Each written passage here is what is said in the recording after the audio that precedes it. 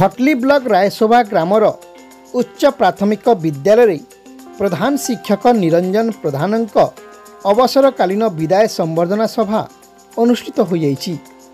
प्रधान शिक्षक श्रीयुक्त प्रधान एही विद्यालय से 1/7/1990 मसीह योगदान करी निजस्व आप्राण उद्यम तथा ग्रामवासी सहयोग रे एही विद्यालय को अनुदान प्राप्त विद्यालय रे परिणत करी अंचलटी को ज्ञानर आलोक रे आलोकित करिसंती।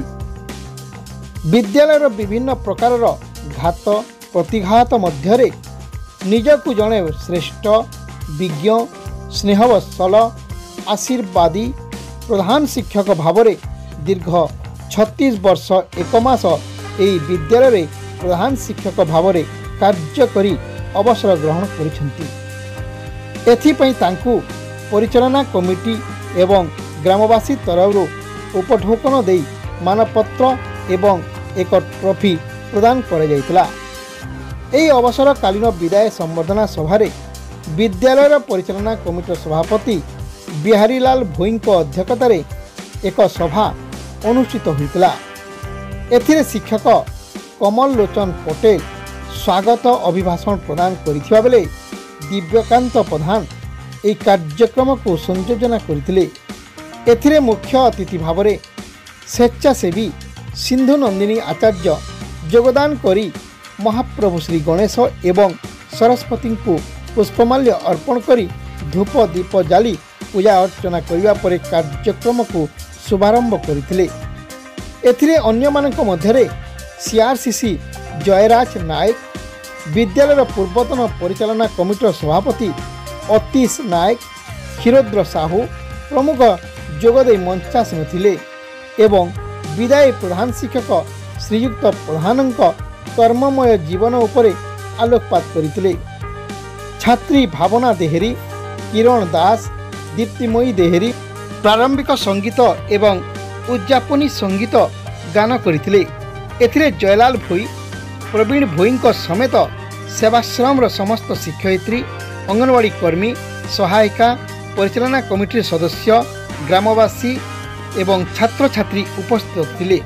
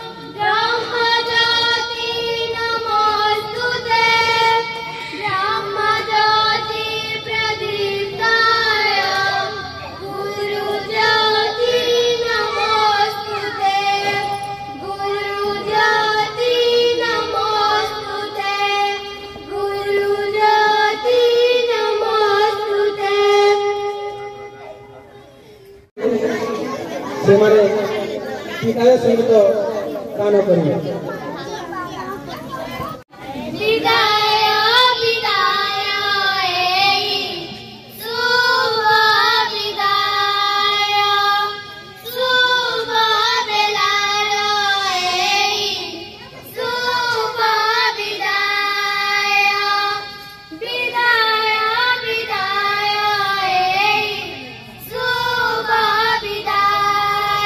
Subha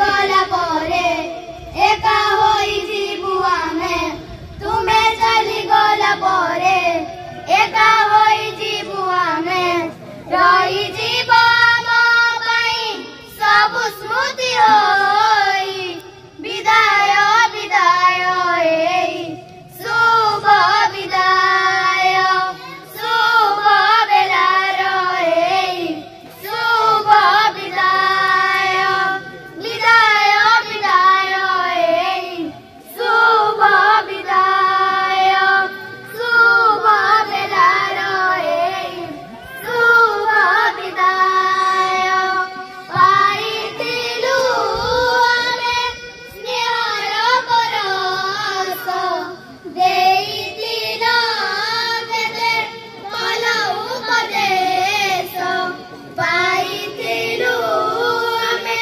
स्नेहर परस देइतिल केते भल उपदेश एई अगणार माटी एई बगीचार फूल एई अगणार माटी एई बगीचार फूल तुमे चली गला परे झुरी रे तुमकु विदाय विदाय एई शुभ विदाय शुभ बेलार एई शुभ विदाय विदाय विदाय एई शुभ विदाय शुभ बेलार एई शुभ विदाय।